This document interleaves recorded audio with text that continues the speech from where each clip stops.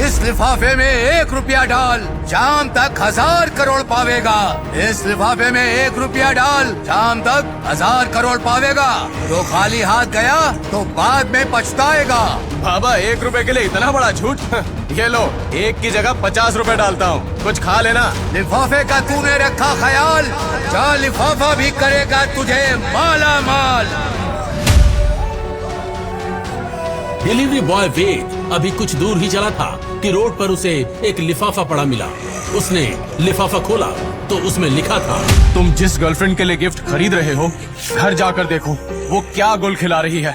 ये पढ़कर वेद सोनिया के घर की तरफ भागा और उसने जाकर देखा तो वही हो रहा था जो लिफाफे में लिखा था।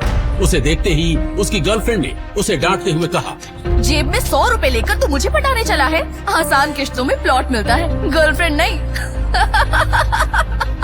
जन्मदिन सोनिया का था पर तोहफा उसने वेद को दिया था बेइज्जती का।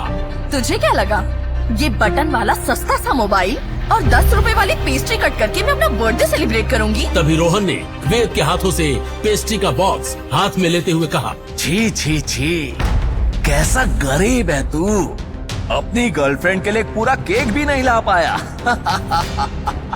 सोनिया ने रोहन को अपनी तरफ खींचते हुए वेद से कहा, मेरा बॉयफ्रेंड अब तू नहीं रोहन है। वेद के पेस्ट्री बॉक्स और जमीन पर पड़े मोबाइल को लात मारते हुए सोनिया आगे कहती है, जानते हो 25,000 का केक रोहन मेरे लिए लाया है और इस पार्टी का सारा इंतजाम भी उसने ही किया है। ये बोतल देख रहे हो, इसका एक घूंट 5,000 का है।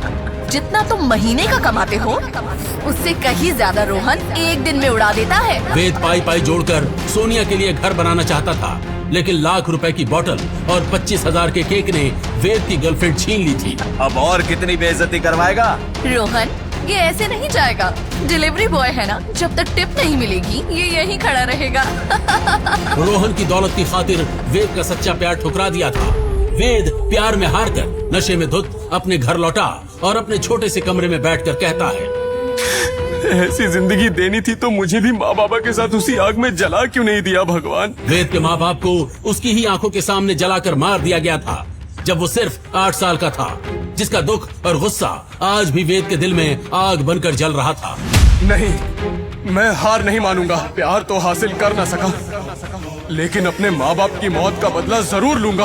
उन गुनहगारों को जिंदा नहीं छोड़ूंगा, नहीं छोड़ूंगा मैं उन कातिलों को। नशे में बड़बड़ाते वेद की नींद कब लग गई उसे पता ही नहीं चला और फिर शुरू होता है एक अजीब खेल, जिसकी शुरुआत होती है सुबह सुबह एक डोरबेल से।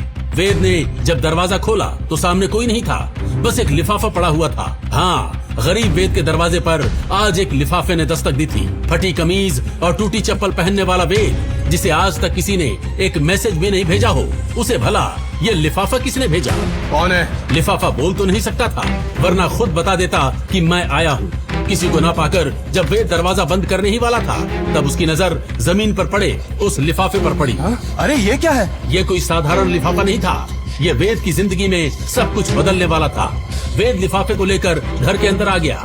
अभी वो इसे खोलने ही वाला था कि तभी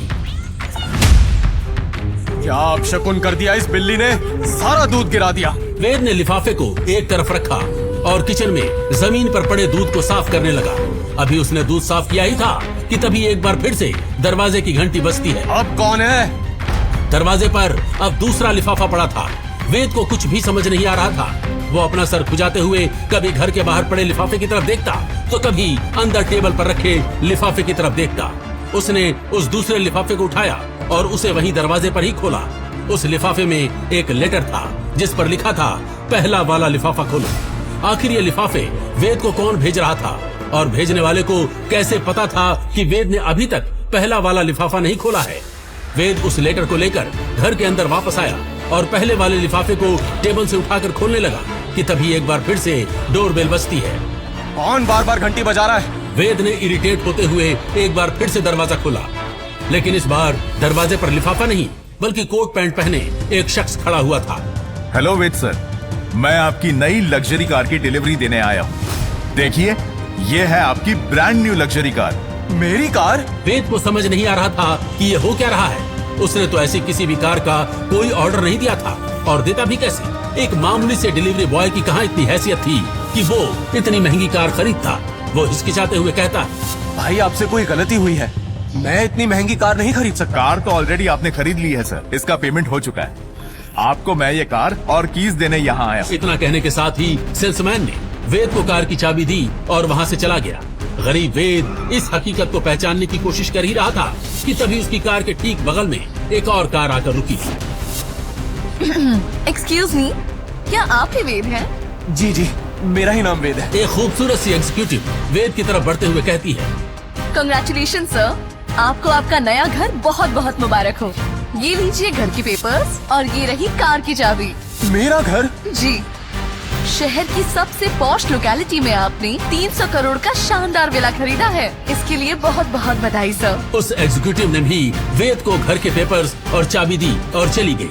टूटी चप्पल में भाग भाग कर डिलीवरी करने वाले वेद के पास अचानक दो शानदार कारें कैसे आईं? एक कमरे के मकान में रहने वाला वेद आलीशान महल का मालिक कैसे बन गया था? अब भी उसे भरोसा नहीं हो रहा था। ये सुबह सच्ची है भी या मैं सपना ही देख रहा हूँ? वेद घर के कागज देख ही रहा था कि एक डिलीवरी बॉय अपनी बाइक में उसके पास आया और कहा, वेद सर? हाँ भाई, मैं ही वेद हूँ। तुम क्या लाए हो? सर, ये बॉक्स है आपके नाम। क्या है इस बॉक्स में? मैं तो आपकी तरह डिलीवरी बॉय हूँ सर, मुझे क्या पता इस बॉक्स में क्या है। उस डिलीवरी बॉय को कैसे पता कि वेद एक डिलीवरी बॉय है? वेद ने डिलीवरी बॉय से वो बॉक्स लिया और फिर डिलीवरी बॉय भी वहाँ से चला गया। वेद ने जब वो बॉक्स खोला तो उसमें एक और लिफाफा था। उसने जल्दी से उस लिफाफे को खोला तो उसमें भी एक लेटर था जिसमें लिखा हुआ था, पहले वाला लिफाफा खोलो। वेद जल्दी जल्दी उस टेबल की तरफ बढ़ने लगा जहाँ वो पहले वाला लिफाफा रखा था। उसने जल्दी से टेबल पर रखे हुए लिफाफे को उठाकर खोला। उसके अंदर एक लेटर था जिस पर लिखा था। आखिर क्या लिखा था उस पहले वाले लिफाफे में? क्यों बाकी के दोनों लिफाफे उस पहले वाले लिफाफे को खोलने को बार बार जोर दे रहे थे? किसने भेजी थी वेद को इतनी महंगी कार और इतने बड़े विला की चाबी? कैसे बन गया था मामूली गरीब वेद शहर का सबसे बड़ा आदमी? क्या सोनिया से गलती हो गई थी? कैसे बदला लेगा वेद अपने माता पिता की मौत का? आगे की कहानी जानने के लिए देखें अगला एपिसोड सिर्फ पॉकेट एफएम के यूट्यूब चैनल पर। और के फॉर किंग के सारे एपिसोड्स को सुनने के लिए डिस्क्रिप्शन में दी लिंक से डाउनलोड करें पॉकेट एफएम ऐप।